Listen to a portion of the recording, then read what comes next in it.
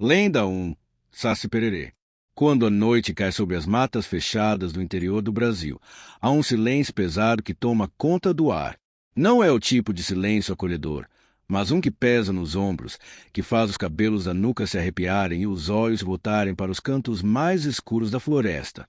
Foi uma dessas noites que João, um jovem caminhoneiro que transportava cargas para vilarejos isolados, decidiu pegar um atalho por uma estrada de terra pouco usada, chamada por todos ali de Estrada da Cobiça. Diziam que a trilha cortava diretamente por um trecho de Mata Atlântica intocada, economizando quase 2 horas de viagem. Mas o que João não sabia é que aquele atalho era evitado por todos os moradores da região, não por causa de buracos, assaltos ou animais selvagens, mas por algo bem mais antigo e astuto. Uma entidade que se esconde na escuridão entre as árvores, que ri com os tropeços dos homens e dança ao som do vento, o Saci-Pererê. João entrou na estrada com os faróis altos iluminando uma poeira espessa que não parecia se dissipar. Ele ouvia o rádio baixinho, tentando disfarçar a tensão que crescia no peito. A trilha era estreita, ladeada por árvores altas que se curvavam sobre o caminho, como se tentassem esconder o céu.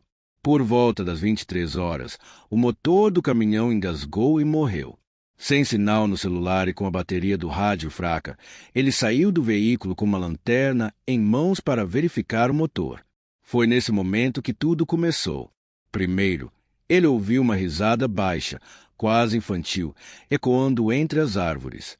Depois, o som de passos leves, como se alguém com apenas um pé pisasse sobre as folhas secas. A lanterna piscou uma vez, duas, e se apagou. No instante seguinte, a chave do caminhão sumiu do bolso de João. Ele tinha certeza de que estava lá. Vasculhou o chão, os bolsos, o capô do caminhão. Nada. Ao erguer os olhos, viu uma figura pequena e ágil pulando entre os galhos, deixando para trás um rastro de fumaça e folhas remexidas. Desesperado, João começou a gritar, ameaçando e implorando ao mesmo tempo. Mas a criatura parecia se divertir com o pânico dele. Objetos começaram a sumir.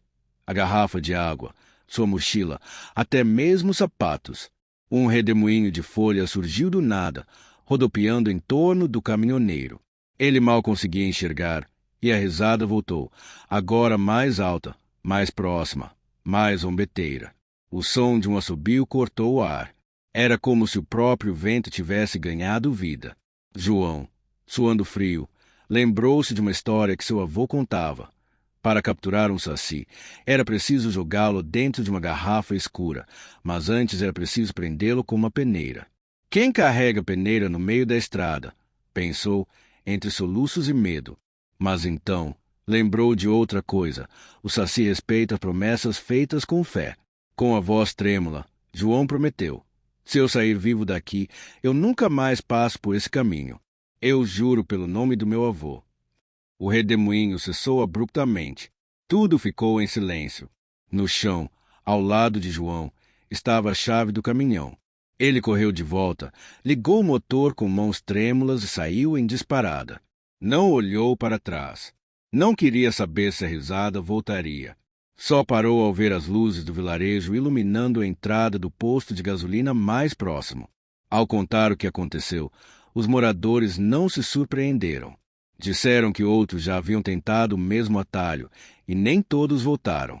Alguns foram encontrados andando em círculos na mata, com os olhos arregalados e a mente perdida.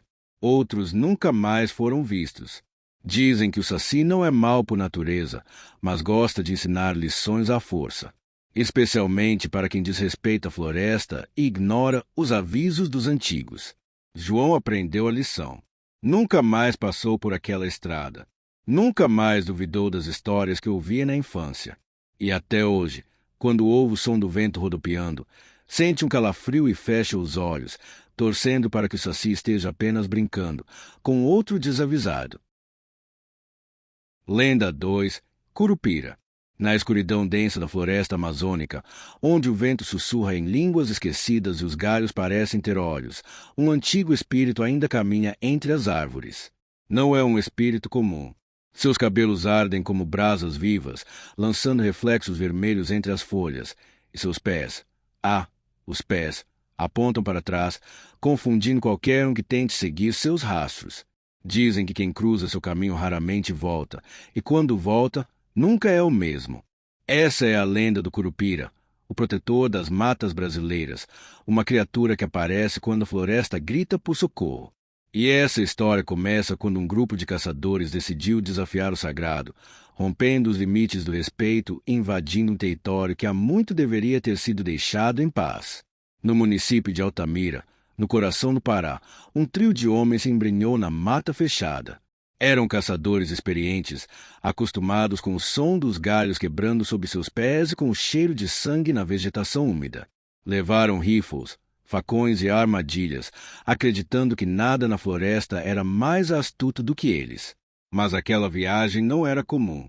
Um dos homens, Gerson, havia ouvido boatos sobre uma onça imensa, negra como carvão, que vinha sendo vista perto do igarapé. E onde há uma onça rara, há também fortuna. Colecionadores pagariam caro por sua pele. Então, ignorando todos os avisos dos mais velhos, eles entraram, rindo da superstição e zombando das lendas. Os primeiros sinais surgiram na segunda noite. Depois de montar acampamento, os três ouviram passos ao redor, mas quando foram verificar, encontraram apenas pegadas invertidas. Pareciam de uma criança descalça, mas andavam para o lado oposto. Pedro, o mais velho, disse que provavelmente era algum bicho ou alguém tentando pregar uma peça. Riram de novo, mas naquela mesma madrugada, seus cavalos sumiram. As selas haviam sido arrancadas e encontradas penduradas nos galhos, a quase 3 metros de altura.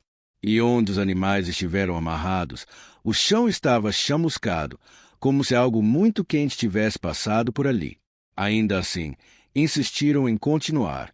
Os 3 caçadores estavam determinados a voltar com a pele da onça, custasse o que custasse. No terceiro dia, algo mudou. O ar ficou mais pesado, o silêncio se tornou ensurdecedor e a floresta começou a parecer viva. Gerson notou que as árvores pareciam estar em posições diferentes, como se movessem quando ninguém estava olhando. E sempre, ao final do dia, mais pegadas surgiam, agora ao redor das armadilhas. Em uma delas, encontraram um macaco mutilado, claramente usado como isca, só que o estranho era que a armadilha havia sido desarmada por alguém com inteligência. E havia marcas de arranhões nos troncos, palavras riscadas em tupi-guarani. A floresta tem olhos. Ela lembra. Na noite seguinte, Pedro desapareceu. Simplesmente sumiu do acampamento. Suas botas estavam no mesmo lugar onde ele dormia, mas o homem havia evaporado. Ao lado do saco de dormir, um tufo de cabelos vermelhos ainda fumegava no escuro. João e Gerson procuraram por ele até o amanhecer, mas tudo que encontraram foi um pedaço de tecido encharcado de sangue preso entre 2 cipós trançados como mãos. Assustados, decidiram recuar, mas a floresta não os deixou. No caminho de volta, o mato fechava por onde passavam. Os rastros que deixavam atrás de si sumiam em minutos. Começaram a andar em círculos, mesmo com bússola em mãos. E então, começaram a ouvir a voz de Pedro, chamando por ajuda, sussurrando em meio às árvores, pedindo para que o seguissem. Mas sempre que corriam na direção da voz, encontravam apenas pegadas, novamente, viradas para trás. João enlouqueceu primeiro. Começou a rasgar a própria pele, gritando que algo estava dentro dele, crescendo como raiz. No dia seguinte, Gerson encontrou pendurado de cabeça para baixo, com os pés enterrados na terra e a boca recheada de folhas secas. Gerson foi o único que sobreviveu. Ou pelo menos, foi o único que saiu da mata vivo. Dias depois, um grupo de ribeirinhos o encontrou vagando às margens de um igarapé, nu, desidratado e em estado de choque. Não falava nada com sentido, apenas repetia: "Os olhos queimam. Os olhos queimam." Quando finalmente conseguiram estabilizá-lo, ele contou sua história, ou parte dela. Falou sobre os pés ao contrário, os cabelos de fogo e a promessa que ouviu no escuro. Quem fere a mata, fere a si mesmo.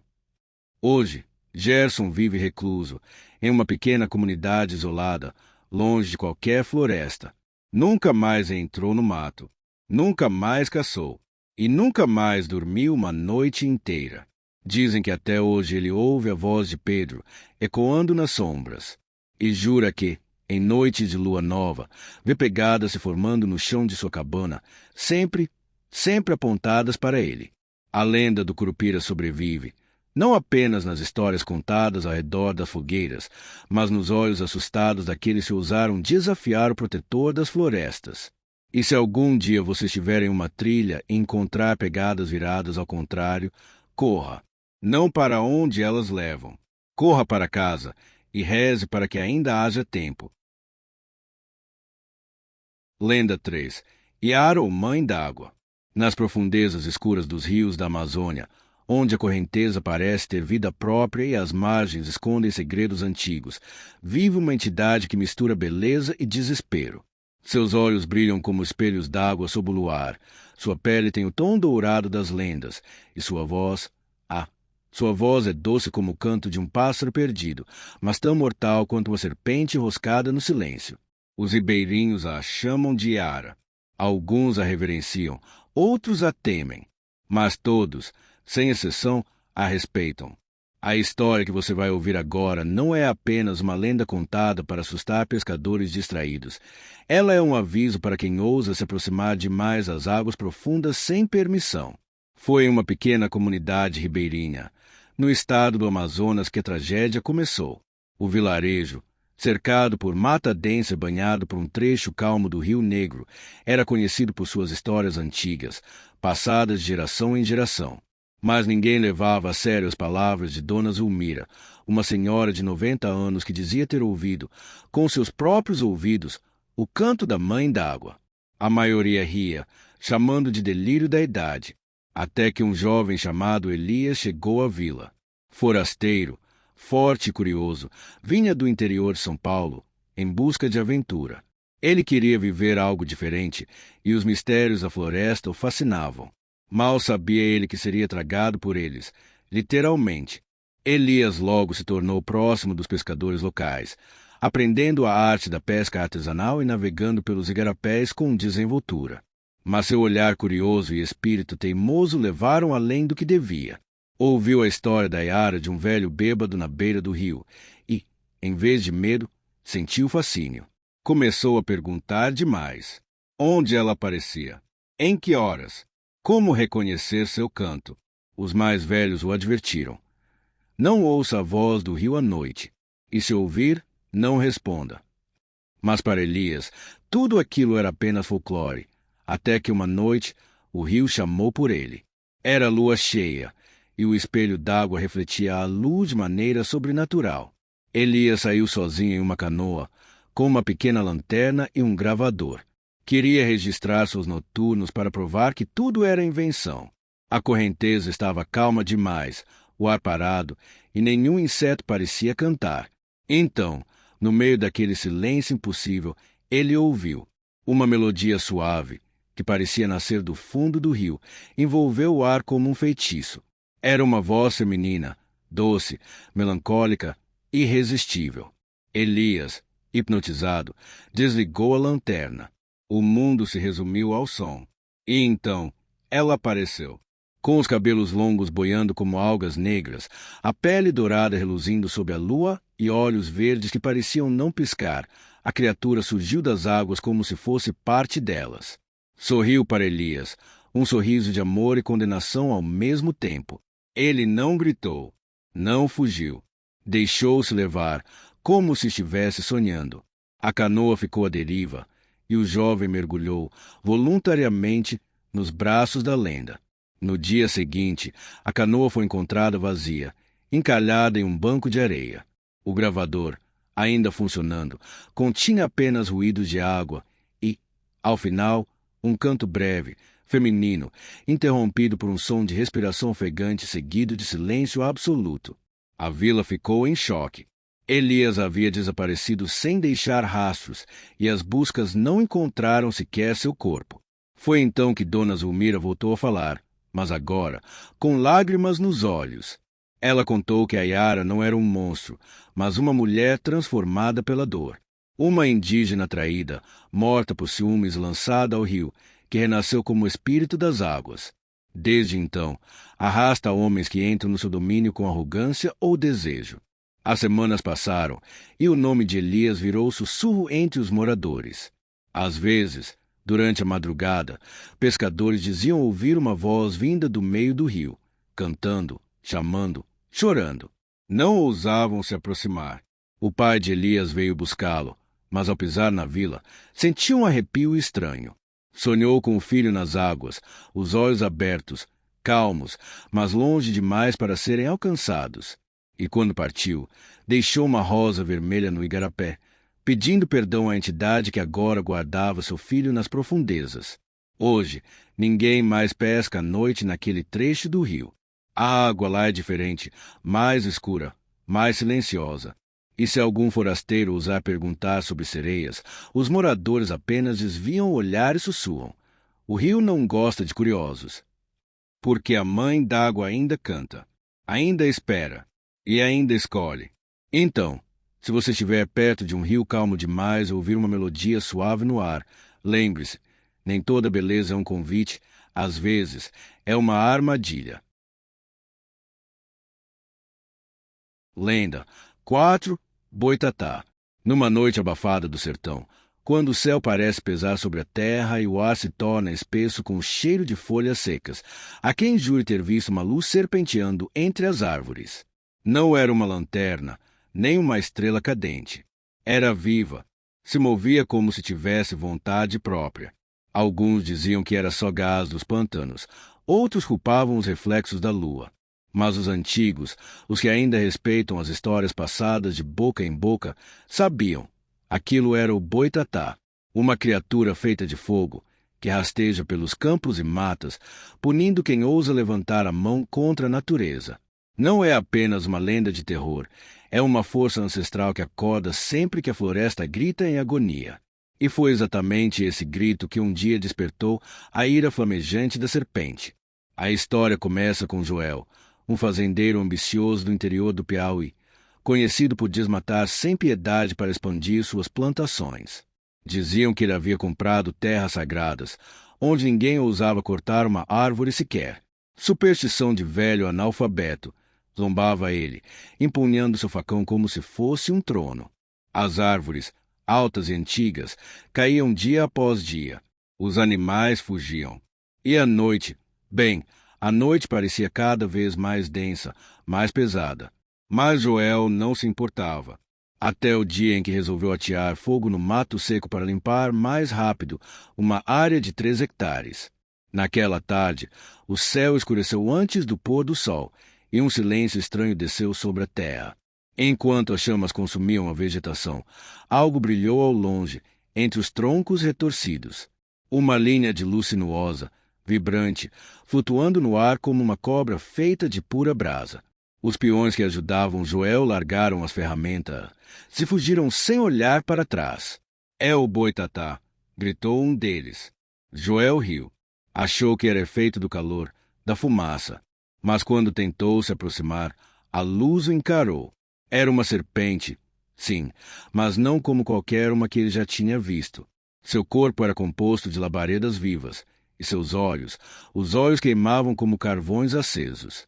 Joel tentou correr, mas o fogo seguiu, cercando-o, obrigando-o a entrar cada vez mais fundo na mata. O som das labaredas parecia uma respiração. O calor, uma presença que apertava o ar ao redor. Ninguém viu Joel de novo naquela noite.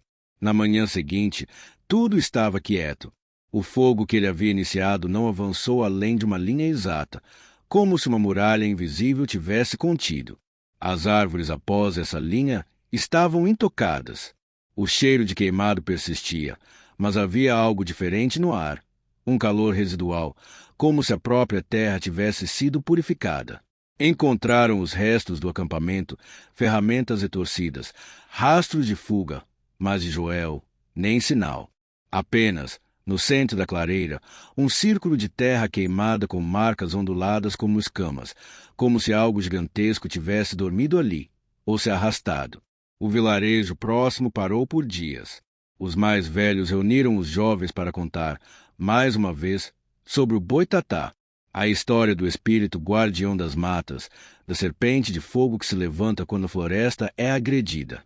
Explicaram que não era um monstro, mas um juiz, um protetor daquilo que não tem voz. Um deles, seu Raimundo, contou como viu o boitatá pela primeira vez em 1963, quando o fazendeiro quis secar um riacho para construir uma estrada. Ele também desapareceu. A floresta, dizia ele, se protege, e o boitatá é seu fogo de justiça. Hoje, ninguém mais queima nada por aquelas bandas, nem mesmo folhas secas. As pessoas olham com respeito para a mata, acendem velas nos dias de São Francisco e deixam oferendas simples nas trilhas, frutas, água, flores. Dizem que, às vezes, uma luz ainda aparece entre os galhos, flutuando em silêncio, como se observasse. Não que todos acreditem, mas ninguém mais arrisca, porque basta uma faísca errada e o boitatá pode voltar a rastejar, iluminando a noite com o fogo da vingança da própria natureza. E aí, não há como apagar o que foi aceso pela fúria da terra. Lenda 5. Lobisomem. O silêncio da madrugada é diferente nas pequenas cidades do interior. Não é o mesmo silêncio tranquilo dos parques urbanos, nem o sossego das praias ao amanhecer. É um silêncio denso, quase vivo, como se as sombras ali respirassem. Em algumas noites, esse silêncio é quebrado, não por música, nem por festas ou vozes, mas por algo que arrepia até a espinha dos mais céticos. Um uivo, longo, triste, cortante. Quem ouve, reconhece na hora. Não é cachorro, não é lobo, não é humano. É o lamento de uma criatura presa entre dois mundos, condenada a vagar como fera em noites de lua cheia. Nas zonas rurais do Brasil, esse som ainda ecoa. E há quem feche as portas, esconda as crianças e reze baixo, porque sabe, o lobisomem saiu do mato. A história que vou contar aconteceu em 1987, em um vilarejo do sertão mineiro chamado Pedra Velha. Naquela época, o povo ainda se guiava pelo calendário lunar para plantar e colher, e também para temer, porque nas noites de lua cheia, as estradas de terra ficavam desertas e os bares fechavam mais cedo. Os mais velhos alertavam: não ande sozinho depois das 11. Havia uma razão para isso, e seu nome era Vicente. Um homem reservado, franzino, com olhos fundos e um jeito de quem carrega um fardo invisível. Ele morava sozinho na última casa da estrada do Fundão, onde a mata começava a engolir o caminho. Ninguém sabia muito sobre sua família, só que ele havia vindo do sul do estado muitos anos antes e evitava falar do passado. Vicente era respeitado, embora evitado. Trabalhava como ajudante no açougue do seu germano. Era bom com facas, o que, aliás, dava arrepios em quem observava abrir uma carcaça como se fosse tarefa de delicadeza. Nos dias comuns, era um homem pacato, mas quando a lua cheia se aproximava, seu rosto mudava. Ficava pálido, seus olhos brilhavam de forma estranha e ele começava a tremer, como se estivesse doente. Faltava ao trabalho, sumia por 2 dias, voltava com arranhões e cheiro de terra molhada no corpo. Ninguém questionava, até que uma noite algo aconteceu. Era uma quinta-feira de lua cheia. O céu estava limpo e a luz prateada tornava tudo mais sombrio.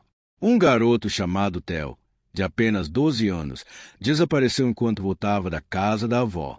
A vila entrou em pânico. As buscas começaram no amanhecer, e os cães latiram sem parar a noite toda. Na trilha que levava ao córrego, encontraram apenas a lanterna do menino e marcas profundas no barro, como pegadas de animal grande, mas estranhas. Pareciam de lobo, mas com uma deformidade, como se fossem humanas. O delegado local não soube o que dizer. Nenhum animal conhecido deixaria marcas assim. E foi aí que começaram os sussurros. Foi o lobisomem. A palavra percorreu o vilarejo como um vento frio. Os mais antigos logo ligaram os pontos. As sumidas de Vicente, o jeito estranho, o fascínio por carne crua. E então veio o boato mais assustador, que ele era o 7º filho homem de uma linhagem amaldiçoada. Na tradição popular, O sétimo filho do mesmo sexo nasceria com a marca da maldição. Se não fosse batizado por um irmão mais velho, seria condenado a se transformar em fera a cada lua cheia. Tomado pelo medo, um grupo de moradores decidiu seguir Vicente na noite seguinte. Escondidos no mato, viram algo que nenhum deles jamais esqueceria. Ao bater da meia-noite, o homem se contorcia no chão, como se lutasse contra a própria pele. Ossos se quebravam e se reformavam com sons horríveis. Pelos cresciam em segundos, os braços alongavam, o rosto se projetava em um focinho animalesco. Em poucos minutos, Vicente desaparecia, e no lugar dele surgia uma criatura horrenda, meio homem, meio lobo. Os olhos, porém, eram os mesmos, cheios de dor. O lobisomem correu mata adentro, deixando um rastro de destruição. Cercas quebradas, galinhas degoladas, porcos retalhados. Mas o mais assustador era o silêncio das vítimas. Nenhum animal sequer teve tempo de gritar.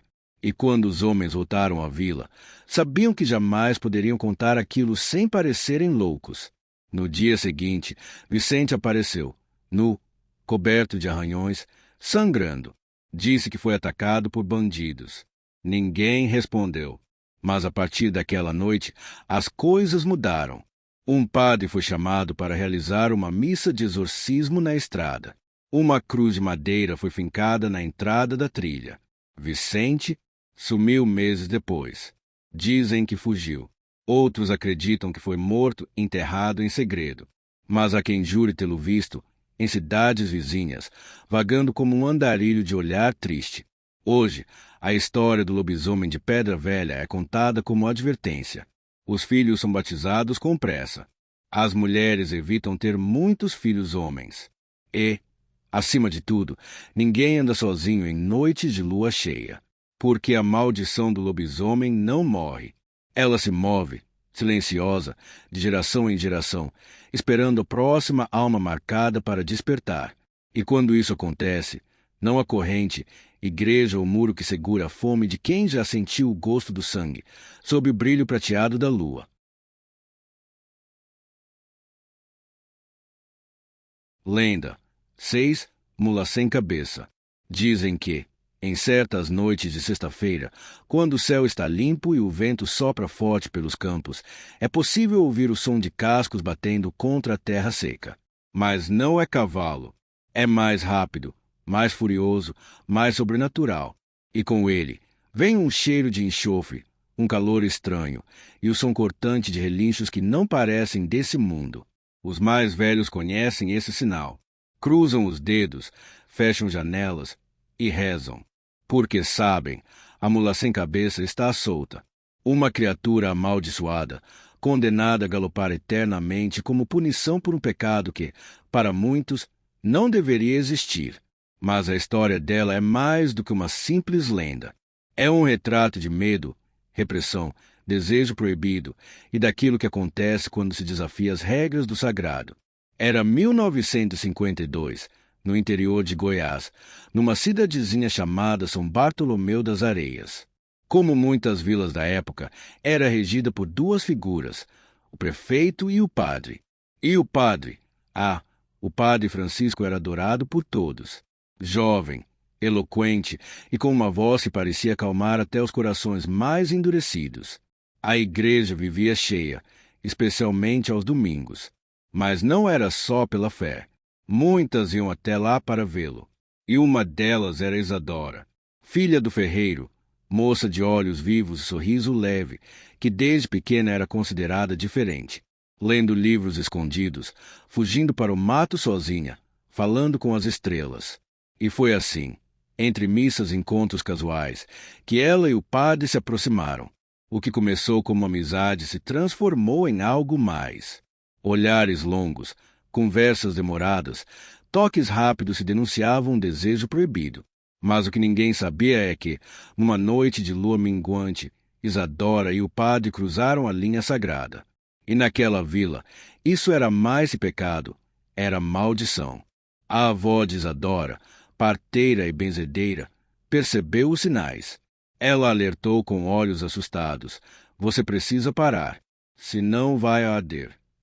Mas era tarde. Dizem que o castigo veio de forma silenciosa, sem aviso, sem julgamento. Apenas uma noite em que Isadora acordou gritando de dor, contorcendo-se como se o próprio inferno a puxasse pelos ossos. Sua pele queimava, sua voz desaparecia em relinchos. Seus olhos viraram brasas, e sua cabeça desapareceu. No lugar, surgiram labaredas, fogo que saía do pescoço como uma tocha viva. Seus braços viraram patas, seu corpo se alongou e retorceu até virar o de uma mula musculosa, negra como breu. Ela destruiu a casa da família, arrebentou a porteira e fugiu galopando como um raio pelos campos. Desde então, todas as sextas-feiras, especialmente nas de lua cheia, a mula sem cabeça retorna. Corre sem rumo, relinchando como uma alma em agonia. Suas chamas iluminam a escuridão e o som de seus cascos ecoa por quilômetros. Onde passa, animais fogem, galinhas morrem de susto, cavalos se recusam a seguir. E se alguém ousar encará-la, pode ser pisoteado até os ossos virarem poeira. Muitos tentaram acabar com ela.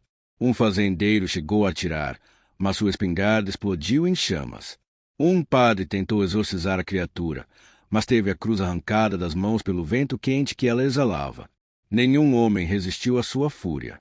E com o passar dos anos, a história virou advertência. Moças eram ensinadas a temer o desejo. Padres, a nunca se aproximar demais. E toda sexta-feira à noite, São Bartolomeu das Areias se tornava um lugar em silêncio. Ninguém saía, ninguém tocava sinos, porque todos sabiam que, em algum lugar da escuridão, a mula sem cabeça corria. Hoje, há quem diga que a maldição de Isadora ainda vive, que sua alma queimada pelas chamas do inferno jamais encontrou paz. Outros acreditam que, em certas noites, se a mula passar perto e alguém tiver coragem de ajoelhar e rezar 3 Ave-Marias sem tremer, ela volta à forma humana por alguns segundos, tempo suficiente para olhar nos olhos dela e ver o que resta de humanidade sob aquela maldição ardente. Mas ninguém tentou, porque o medo é maior que a curiosidade.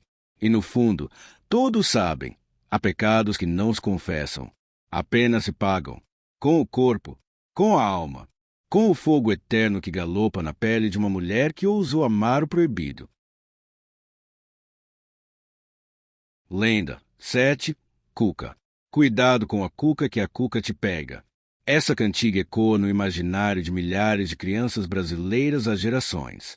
E embora para muitos pareça apenas uma música de ninar, há quem garanta que essa bruxa com aparência de jacaré realmente existe e que, à noite, quando o silêncio invade a casa e os olhos de uma criança se recusam a fechar, ela surge.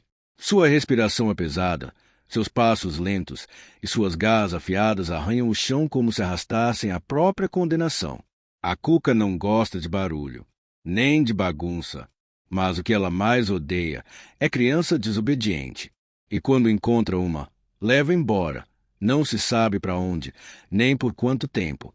Só se sabe que quem vai com a cuca nunca volta igual. Essa história começa no interior de Pernambuco, numa cidade esquecida chamada Poço Seco.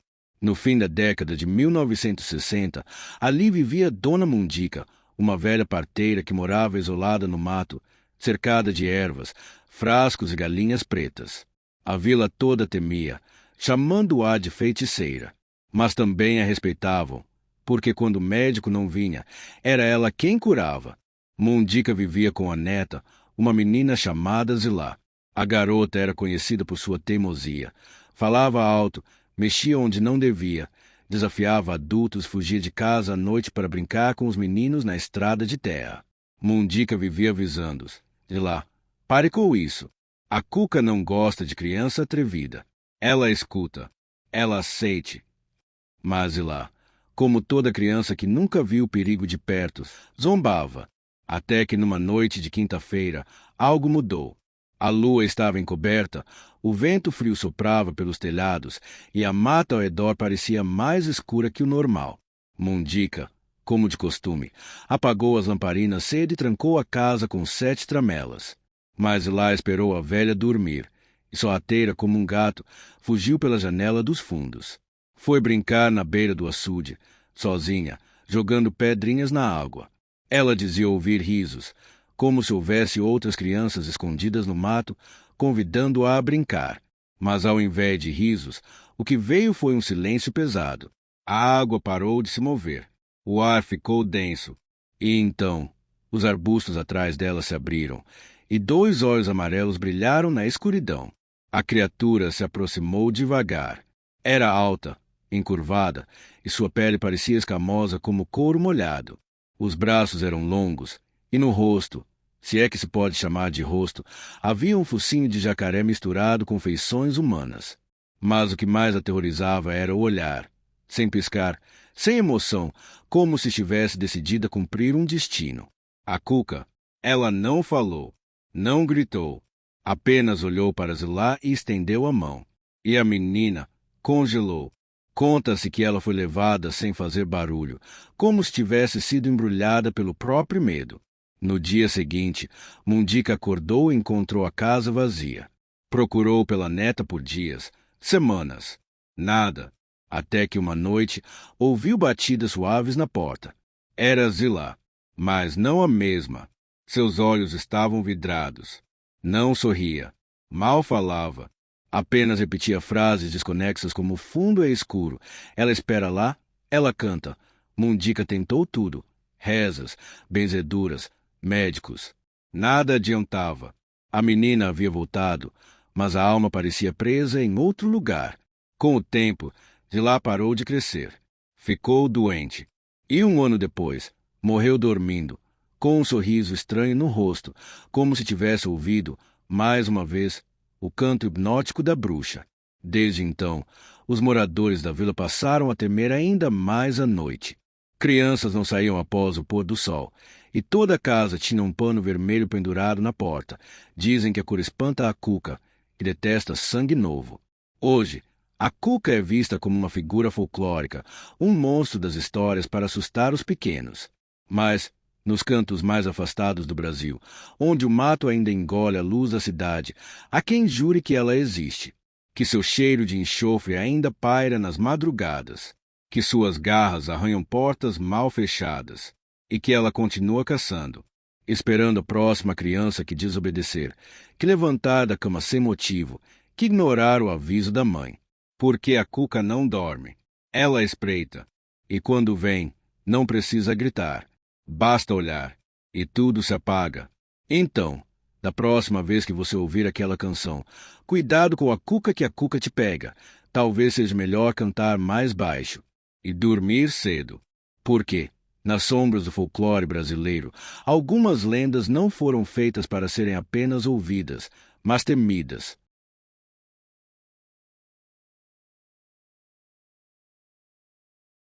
Lenda 8. Boto cor-de-rosa. Na imensidão das águas escuras da Amazônia, entre cipós, neblina e o som constante das cigarras, existe uma presença que muitos preferem não nomear. É elegante, encantador e perigoso, tudo ao mesmo tempo. Não tem rosto fixo, mas quando assume sua forma humana, todos que o veem se sentem estranhamente atraídos.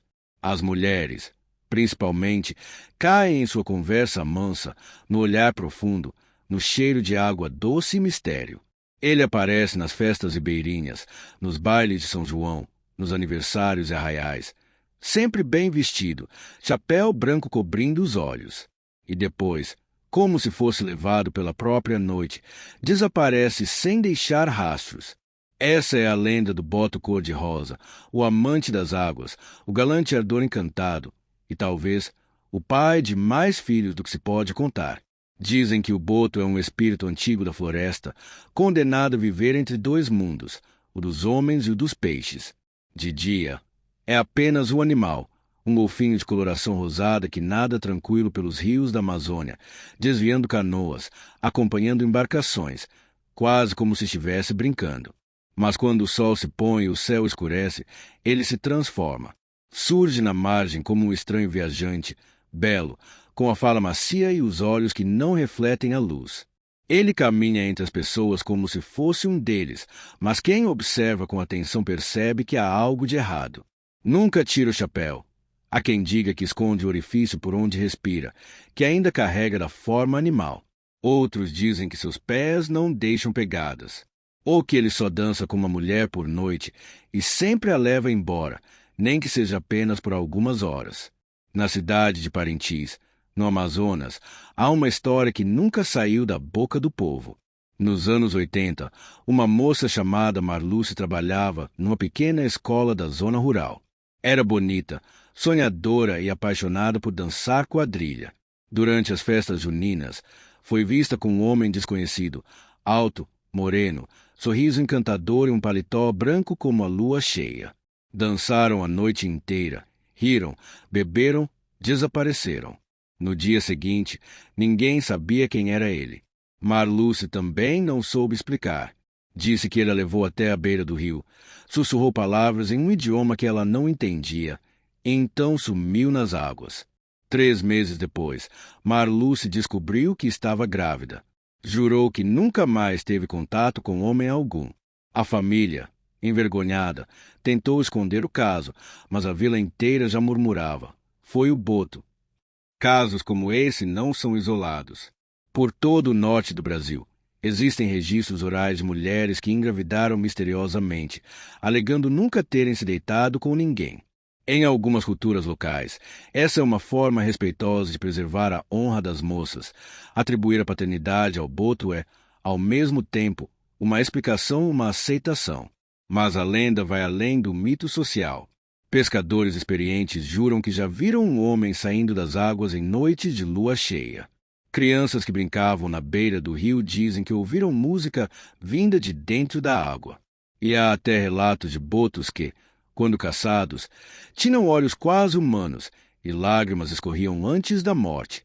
Segundo os antigos, o boto cor-de-rosa não é apenas uma entidade que busca prazer. Ele carrega uma missão.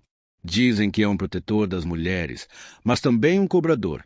Aparece quando os homens desaparecem, quando as promessas são quebradas, quando o abandono invade os lares. Seu amor é doce, mas sua presença é um aviso. Não é raro ouvir que, após o nascimento do filho do boto, coisas estranhas acontecem. Os rios sobem sem explicação, a canoa vira sem vento, e os olhos da criança brilham de um jeito diferente, como se vissem mais do que deveriam. Hoje, com a chegada da tecnologia e da racionalidade, muitos tentam diminuir a força dessa lenda. Dizem que o boto cor-de-rosa é apenas uma criação do folclore para justificar tabus e proteger reputações. Mas quem vive à beira do rio sabe, toda vez que há festa e a música invade a mata, é melhor olhar 2 vezes para os rostos desconhecidos, porque o boto ainda dança, ainda seduz, e continua fazendo parte da vida e do mistério de quem vive nas águas do Brasil. Por isso, se algum dia você visitar a Amazônia e participar de uma festa ribeirinha, observe bem. Se surgir um homem bonito demais, com um jeito antigo, chapéu cobrindo os olhos e um convite sussurrado perto do ouvido, pense 2 vezes. Talvez não seja apenas um forasteiro. Talvez seja ele. E se aceitar dançar, saiba, o encanto do boto é doce, mas o preço pode ser eterno.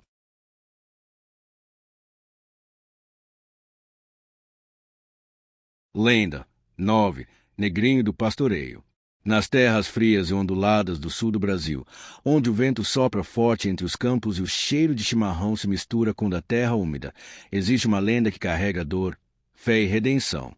Uma história passada de geração em geração, embalada pelas vozes dos avós ao redor do fogo. É a lenda do Negrinho do Pastoreio, um menino escravizado que, mesmo após a morte, transformou sua dor em auxílio, tornando-se um símbolo de justiça e esperança para quem perdeu algo e busca reencontrar. Ele não grita, não cobra, não assusta. Sua aparição é suave, silenciosa, quase como uma brisa, mas carrega consigo o peso de séculos de sofrimento e fé. Diz a lenda que o Negrinho era um menino negro, muito jovem, que vivia sob a posse de um estanceiro cruel e impiedoso. Ele não tinha nome, era apenas Negrinho, como muitos eram chamados na época da escravidão. Sua vida era feita de ordens, castigos e tarefas impossíveis. Mesmo assim, ele nunca reclamava. Era gentil, sorridente e ajudava os outros escravizados quando podia, dividindo sua pouca comida, tentando consolar os mais velhos ou brincando com os animais da fazenda. Sua função principal era pastorear os cavalos, cuidar, alimentar e vigiar os animais que valiam ouro para o estancieiro. Certa noite, enquanto vigiava o pasto, um forte temporal caiu sobre a região. Raios cortavam o céu e o trovão fazia os campos tremerem. Com medo, o negrinho procurou abrigo sob uma árvore, mas quando a chuva passou, percebeu que os cavalos haviam fugido. Desesperado, tentou procurá-los na madrugada, mas sem sucesso. No dia seguinte, ao saber da perda, o estancieiro explodiu em fúria. Espancou o menino sem piedade, com um chicote de couro cru, e ainda o condenou a passar 3 dias sem comer, dormindo ao relento, com a missão de encontrar os animais. O negrinho, fraco e ferido, saiu novamente pelos campos. Não conseguiu cumprir a ordem. A punição final foi brutal. O estancieiro amarrou-no sobre um formigueiro, sem comida, sem água, e deixou ali, para que fosse devorado vivo pelas formigas. Dias depois, ao retornar ao local, o estancieiro se surpreendeu. O corpo do menino não estava mais ali. No lugar onde deveria haver dor e ossos, havia apenas uma leve luz azulada pairando sobre o solo. E ao lado da luz estava uma mulher vestida de branco e azul, Nossa Senhora. Dizem que ela o recolheu em seus braços e o levou consigo, transformando sua alma em algo sagrado. A partir daquele momento, o negrinho do pastoreio deixou de ser uma vítima para se tornar um protetor. Um espírito de luz que percorre os pampas ajudando quem perdeu algo, chaves, objetos, animais, até pessoas queridas. Para ele, nenhuma perda é pequena. Toda busca é digna de atenção. A tradição diz que, ao perder algo, basta acender uma vela para o negrinho e fazer um pedido com fé. Em muitos lares do sul, ainda se vê velas acesas nas janelas ao entardecer, acompanhadas de orações simples, mas carregadas de emoção. Algumas mães ensinam os filhos a fazer o pedido assim: Negrinho do pastoreio, por caridade, ajude-me a encontrar o que perdi. Em pouco tempo, como por encanto, o objeto aparece nos lugares mais improváveis. Coincidência, para os devotos, é gratidão. Ajudar os outros se tornou sua missão eterna. Em algumas versões da lenda, o negrinho aparece montado em um cavalo branco, galopando silenciosamente pelos campos à noite. Em outras, é visto apenas como uma luz pequena, que dança sobre a vegetação, como se procurasse junto com quem sofre. O que todas têm em comum é a imagem de um espírito puro, livre da dor, que transformou a injustiça em compaixão. Ele não busca vingança contra o estancieiro. Seu castigo maior é eterno, jamais será lembrado com afeto, enquanto o menino, antes anônimo, virou símbolo de fé. A lenda do negrinho do pastoreio não é apenas uma história para assustar ou entreter. Ela carrega em si a memória de um Brasil escravocrata, a dor dos inocentes, a força das crenças populares. É um lembrete de que, mesmo nas situações mais cruéis, pode haver redenção, e que aqueles que foram esquecidos em vida podem se tornar inesquecíveis depois da morte. Por isso, da próxima vez que você perder algo e sentir aquela angústia crescer no peito, pare, respire fundo e acenda uma vela. Talvez, sem que você veja, um pequeno cavaleiro venha em seu auxílio, com um sorriso tímido e olhos de luz.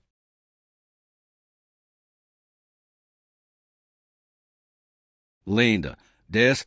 Cabra Cabriola. Nas noites secas abafadas do sertão nordestino, quando o vento assobia por entre as frestas das janelas de madeira e os pais apagam as lamparinas com cuidado, uma presença antiga espreita na escuridão. É quando as crianças se encolhem sob os lençóis, temendo ouvir aquele som grave e osnado que ecoa de algum canto do mato. Não é lobo, não é gente, é a cabra cabriola, um monstro noturno que ronda os vilarejos em busca de meninos e meninas mal-criadas. Aqueles que desobedecem os pais, que não fazem suas orações ou que respondem com grosseria. Essa criatura não bate, não grita, não dá segundas chances. Ela engole e o faz sem pena, arrastando consigo não só o corpo da criança, mas também o sono tranquilo de toda a família. Dizem os mais antigos que a cabra cabriola tem corpo deformado, misto de fera e demônio. Alguns contam que ela tem a cabeça de uma cabra negra, com olhos vermelhos e chifres retorcidos. Outros garantem que suas patas rachadas são como as de um bode e que seu corpo é coberto por pelos escuros, fedorentos, queimados. Mas todos concordam em um ponto: ela anda ereta como um ser humano, mas se movimenta com a rapidez e o silêncio de uma sombra. Onde passa, o chão gela e os cães latem desesperados, sentindo sua presença antes mesmo de qualquer pessoa perceber. É uma figura de terror usada gerações para manter a ordem dentro de casa. O medo da cabra cabriola começa cedo na infância nordestina. Pais e avós sussurram a história no ouvido dos pequenos como um alerta disfarçado de carinho. Se não se comportar, ela vem te buscar. E não adianta correr para o quarto, trancar a porta ou se esconder no armário. A cabriola não precisa abrir portas. Ela atravessa paredes como se fossem feitas de fumaça. Basta que a criança tenha mentido, gritado com a mãe ou desrespeitado algum valor, e já está marcada. Seu rastro, um cheiro de enxofre e um silêncio pesado que invade a casa. Depois disso, só resta o arrependimento. Se houver tempo, nas noites em que a criatura ronda os povoados, é comum que os adultos mantenham as crianças quietas, rezando baixinho pedindo proteção. Algumas famílias colocam cruzes de madeira atrás das portas ou espalham sal grosso nas janelas, como forma de manter o mal afastado. Mas nem sempre funciona. Reza a lenda que a cabra cabriola escolhe suas vítimas com base no comportamento e não no medo. Ela ignora os que tremem sob o cobertor, mas não perdoa os desobedientes. Alguns relatos antigos dizem que ela não apenas devora, mas leva a alma das crianças para um mundo escuro e sem retorno, onde ficam presas para sempre, vagando, chorando, invisíveis aos olhos humanos. Mas há quem diga que a cabriola não nasceu do nada, que ela foi, um dia, uma mulher, talvez uma mãe injustiçada, talvez uma criatura rejeitada por todos, que se transformou pela raiva e pelo abandono. Outros afirmam que é um espírito ancestral, criado pelos próprios pais ao longo das gerações, uma encarnação do medo usado para manter os filhos sob controle. Seja qual for a origem, o efeito é o mesmo. Basta mencionar seu nome para que qualquer criança endireite a postura, feche a boca e engula o choro. Curiosamente, essa lenda é muitas vezes contada com um tom quase carinhoso. Não como um monstro de pesadelos modernos, mas como parte da cultura oral que molda o comportamento infantil. Um terror educativo, digamos assim. Ela não aparece em livros de fantasia, nem em séries populares. Vive na memória dos antigos, nas rodas de conversa depois do jantar, nos cochichos entre irmãos ao apagar das luzes. A cabra cabriola é um lembrete sombrio de que, no Brasil profundo, as histórias de assombração têm função: educar, preservar valores, manter o respeito dentro do lar. Então, se um dia você estiver no sertão e ouvir o nome dela sendo dito entre dentes, saiba, não se trata apenas de uma história para assustar. É um pedaço vivo do folclore nordestino, ainda usado nos dias de hoje. E se por acaso você encontrar uma criança muito quieta, olhando assustada para o escuro lá fora, talvez ela tenha ouvido passos pesados, lentos, que soam como um aviso vindo das sombras. A cabra cabriola não precisa ser vista para ser temida. Ela vive no imaginário, mas também em cada gesto de obediência forçada pelo medo. Porque quando ela chega, já é tarde demais. Lenda 11. Homem do Saco. Nas esquinas esquecidas das cidades brasileiras, onde os postes piscam antes de apagar e os becos parecem engolir qualquer sinal de vida, caminha uma figura silenciosa, envolta em mistério e medo. Ele não tem rosto definido, não tem nome real, apenas um título carregado de ameaça: o Homem do Saco.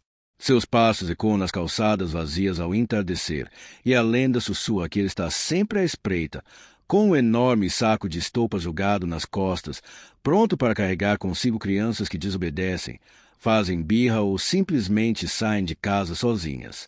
Uma figura que atravessa gerações, adaptando-se aos tempos, mas mantendo seu papel firme, o de ser o terror da infância mal comportada. Diferente de outras criaturas do folclore, o Homem do Saco não pertence ao mundo do mato ou das florestas. Ele é urbano. Um produto das ruas, dos subúrbios, dos centros movimentados, dos bairros esquecidos. Ele pode estar no fim da rua, ao lado do terreno baldio, sentado num banco de praça ou até mesmo escondido entre as sombras de um galpão abandonado. A simplicidade da figura é o que o torna tão assustador.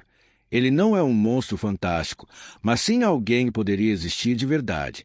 E é justamente essa linha tênue entre realidade e lenda que mantém a história viva em tantos cantos do Brasil. Segundo os relatos mais antigos, o homem do saco é geralmente descrito como um homem idoso, de aparência suja, roupas rasgadas e um olhar vazio. Seu saco, feito de estopa ou couro grosso, parece nunca estar vazio. Dizem que se move sozinho, como se houvesse algo ou alguém dentro dele. O que ele faz com as crianças que captura, ninguém sabe ao certo. Algumas versões dizem que ele as leva para bem longe e as abandona, outras que ele as vende, ou ainda que as entrega a alguma entidade maligna. Mas há também quem acredite que ele é apenas um coletor de almas perdidas e que seu saco é uma prisão eterna, onde a criança fica para sempre esquecida pelo mundo. O mais intrigante sobre essa figura é como ela se encaixa perfeitamente na vida cotidiana. Em muitos lares brasileiros, a ameaça do homem do saco é usada desde cedo. Se você não comer tudo, o homem do saco vai vir te buscar. Fique quieto, senão ele aparece. E a simples menção do nome já é o suficiente para provocar silêncio e lágrimas. É uma espécie de punição invisível, sempre rondando, sempre possível. E por mais que muitos adultos saibam que é apenas uma história, o medo que ela causa é bem real, moldando o comportamento infantil com base no terror do desconhecido. Com o passar dos anos, o homem do saco se adaptou às novas gerações. Em algumas cidades, ele ganhou versões mais modernas. Pode ser visto como mochila em vez de saco, pode se disfarçar de vendedor ambulante, gari ou até morador de rua. Seu saco agora pode estar escondido em um carrinho de supermercado ou em sacolas plásticas empilhadas. O importante é que ele continua presente, sempre à margem, sempre observando. E, para as crianças, ele continua sendo o castigo definitivo, a ameaça final, aquela que nenhuma desculpa ou pedido de desculpas pode impedir. Há quem diga que a origem dessa lenda vem da Europa, trazida por imigrantes portugueses e espanhóis que já usavam figuras parecidas para amedrontar os filhos. No Brasil, ela ganhou novas camadas, novas histórias, e passou a ocupar um lugar fixo no imaginário popular. Em algumas regiões, inclusive, o homem do saco é confundido com figuras reais de moradores de rua ou catadores, o que levanta debate sobre preconceito e marginalização. Ainda assim, a força da lenda não diminui. Pelo contrário, quanto mais misterioso ele é, mais forte se torna o medo. A presença do homem do saco na cultura brasileira é tão marcante que ele aparece em músicas infantis, livros didáticos, filmes e até memes na internet. Mas o mais curioso é que, mesmo com todo o avanço da tecnologia, com crianças cada vez mais conectadas e menos suscetíveis ao medo do desconhecido, a lenda sobrevive. Talvez porque, no fundo, o medo da punição ainda seja um dos mais eficazes instrumentos de disciplina. Ou talvez porque, por mais que o mundo mude, as histórias que envolvem sumiços, sombras e castigos ainda ressoam profundamente no imaginário humano. Em noites de silêncio profundo, quando a cidade parece suspensa no tempo, há quem jure ter visto a figura ao longe, uma silhueta curvada, um saco gigante balançando de um lado para o outro e o som abafado de passos arrastados. Não há gritos, não há avisos, apenas a sensação de que algo está errado. E, em casos onde uma criança chora ou se recusa a dormir, a simples sugestão de que o homem do saco pode estar por perto é suficiente para trazer a calma, ou o pavor. E assim, o mito se perpetua. O homem do saco é mais do que um fantasma da infância. Ele é um símbolo de como o medo pode ser usado como ferramenta de controle, mas também uma janela para a forma como o folclore se molda à realidade. Em um país com tantas culturas, regiões e sotaques, é impressionante como essa figura é conhecida de norte a sul. Ele pode não existir de verdade, mas experimente sair por aí, à noite, com um saco nas costas, e observe como até os mais céticos desviam o olhar. Afinal, quem garante que ele não está entre nós, à espreita, esperando a próxima criança desobediente dar um passo em falso.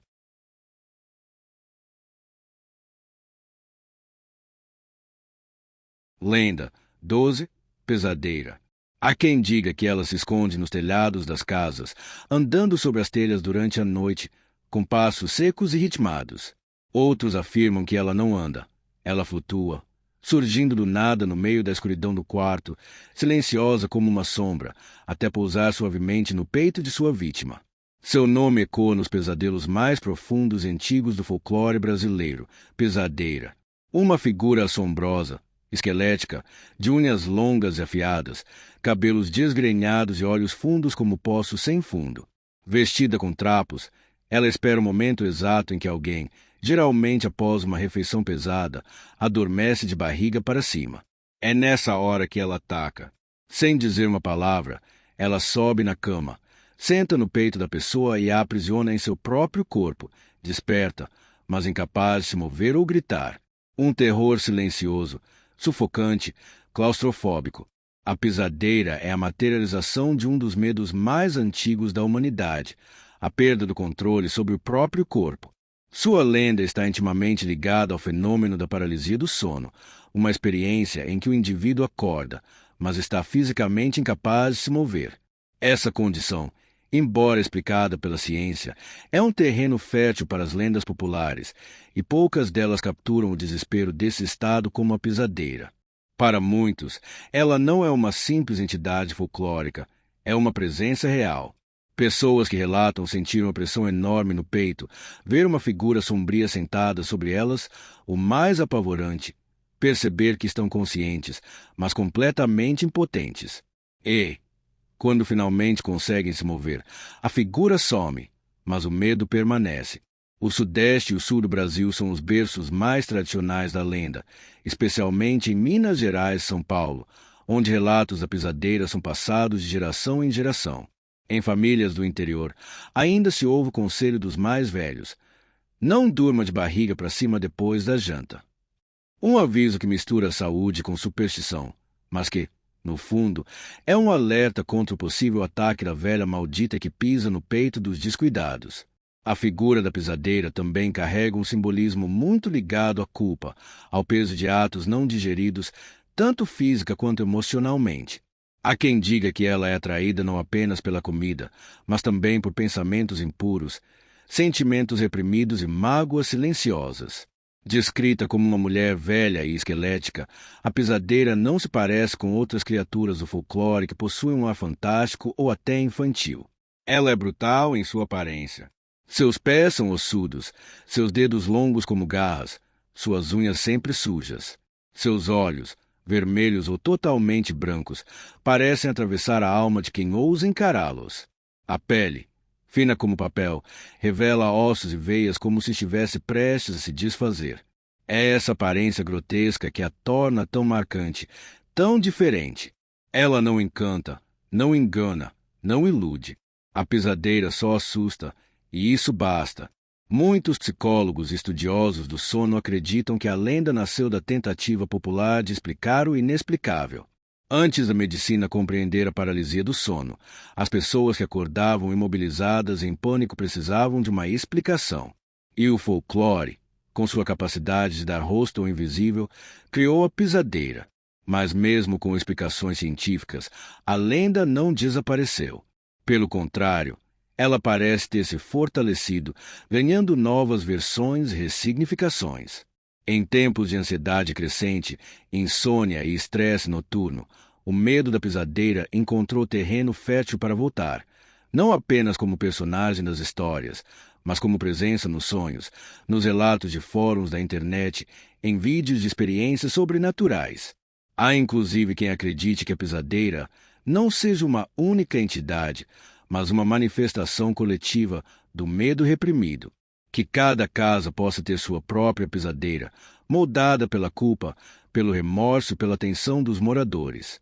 Uma presença silenciosa que aguarda na penumbra até o momento certo de se manifestar. Alguns afirmam que ouviram seus passos no telhado, sempre depois da meia-noite. Outros dizem que viram sua sombra nas paredes, antes de acordarem travados. E há ainda os que sentem seu cheiro, um odor de terra, mofo e coisa podre, minutos antes de serem tomados pelo torpor da paralisia. A pisadeira, diferente de outras lendas brasileiras que assustam principalmente crianças, é um medo que atinge os adultos. É um terror que não tem idade, não tem defesa e não tem escapatória.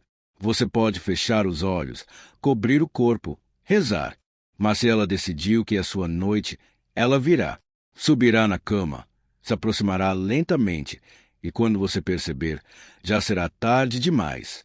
Estará desperto, preso em seu próprio corpo, sentindo o peso opressor sobre o peito. E então, o desespero, o medo que não pode ser gritado, o terror que não pode ser expulso, apenas suportado, até que ela resolva ir embora, ou não. Em tempos modernos, a pisadeira também encontrou abrigo em histórias compartilhadas nas redes sociais, fórum de relatos sobrenaturais, canais dedicados ao culto. Sua figura já foi apresentada em curtas-metragens, ilustrações e até em tatuagens, como um símbolo do terror noturno mais íntimo e silencioso que existe. Por quê? No final das contas, o que mais apavora na pisadeira não é a aparência, nem o momento em que ela aparece. É a sensação de estar consciente diante do mal, sem poder fazer absolutamente nada. Um tipo de horror que não precisa de monstros gigantes ou barulhos estrondosos. Apenas o silêncio. E o peso de alguém ou de algo pesando sobre o seu peito. Lenda 3. Matinta Pereira. Em noite sem lua, quando o silêncio da madrugada é quebrado por um assobio fino, longo e arrepiante, muitos já sabem.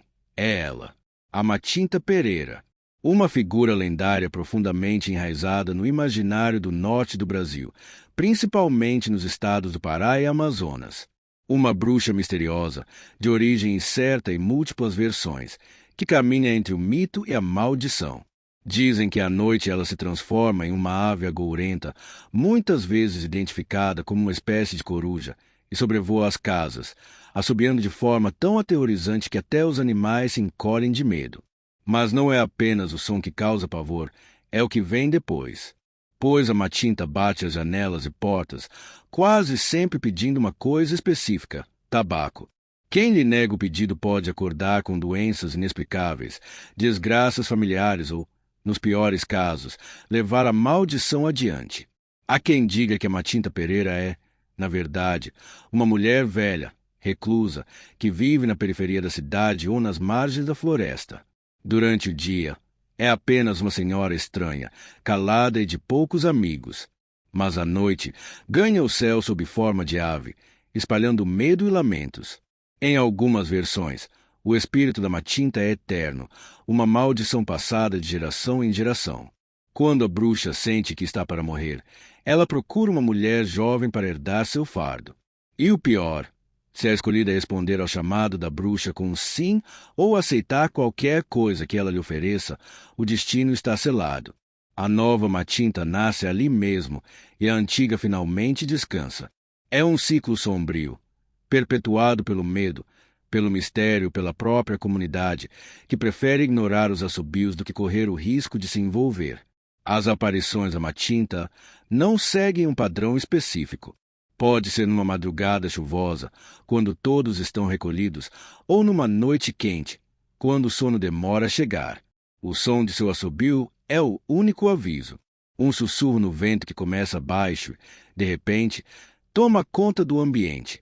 Assustador, estridente, como se algo invisível estivesse chamando do lado de fora da janela. Algumas pessoas relatam ouvir também batidas leves, mas insistentes, como se unhas compridas rissem a madeira. Quem ousa espiar, quase nunca vê nada além da escuridão. Mas alguns dizem já ter visto a sombra de uma ave parada no parapeito, olhando para dentro com olhos que não pertencem a nenhum animal conhecido. A Matinta também carrega elementos da cultura indígena e africana, sendo muitas vezes associada a práticas de feitiçaria ou encantamento. Há quem diga que ela não pede tabaco por vício, mas como oferenda, como símbolo de respeito, e que quem nega está, na verdade, desrespeitando uma entidade ancestral. Por isso, É comum que moradores mais antigos deixem um pouco de fumo na janela, como forma de proteção. Não custa nada, dizem. Melhor prevenir do que provocar a ira da bruxa. Há também os que afirmam ter feito pactos com a Matinta em troca de favores. Uma colheita farta, proteção contra doenças, ou até mesmo a maldição de um inimigo. Mas toda troca tem um preço, e com a Matinta, o preço costuma ser cobrado quando menos se espera. Existem também variações da lenda em que a Matinta aparece como uma mulher sedutora, que se transforma em pássaro para visitar os homens durante a noite. Ela sussurra promessas, toca os sonhos com desejos proibidos e deixa um rastro de inquietação. Na manhã seguinte, o homem acorda exausto, como se tivesse vivido uma noite intensa, mas sem lembrar de nada. Nesses casos, a Matinta é vista não apenas como bruxa, mas como um tipo de súcubo, uma entidade que se alimenta da energia vital das pessoas.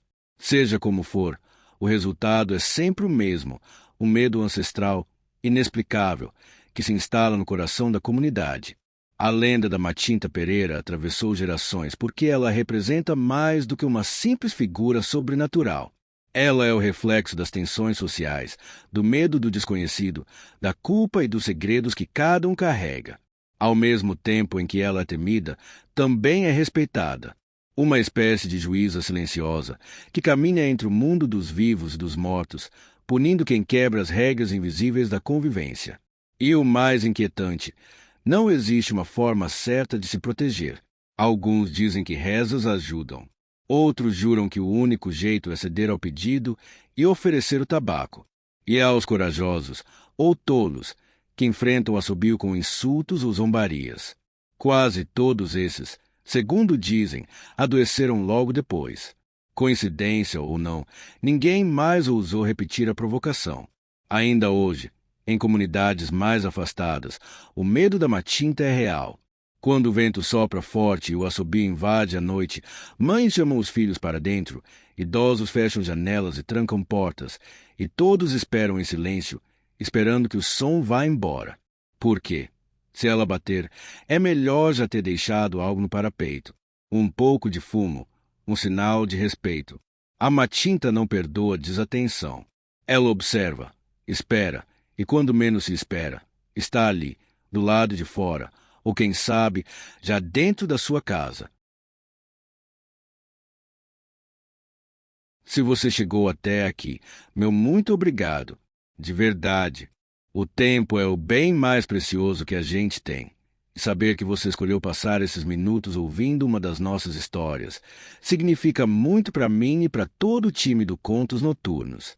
Cada like, cada comentário, cada nova inscrição é um passo que ajuda esse canal a crescer e continuar trazendo mais histórias de arrepiar, baseadas em lendas, relatos e mistérios que moram no imaginário e nas sombras. Se você gostou, não esquece de deixar o like e se inscrever no canal. Isso ajuda mais do que você imagina. E se quiser apoiar ainda mais, compartilhe esse vídeo com alguém que também curte uma boa história de terror. Aqui no Contos Noturnos, sempre tem um novo relato te esperando. E lembre-se, nem todo silêncio é paz. Às vezes, é só o início de algo estranho se aproximando. A gente se vê no próximo vídeo. Até lá, e durma bem, se puder.